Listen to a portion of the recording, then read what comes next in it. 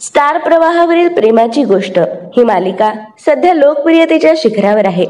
त्यामुळे या मालिकेतील मुक्ता, सागर, सई, इंद्रा अशा सर्वच पात्रांवर प्रेक्षक भरभरून प्रेम करतायत. यातीलच सर्वांचं आवडतं पात्र म्हणजे मुक्ता.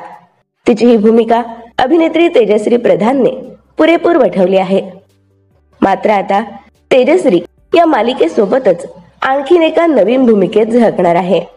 लवकरच तिचा पंचक हा नवीन चित्रपट प्रेक्षकांच्या भेटीस येतोय. या चित्रपटात तिच्यासोबत अभिनेता आदिनाथ कोठारे हा मुख्य भूमिकेत दिसणार आहे.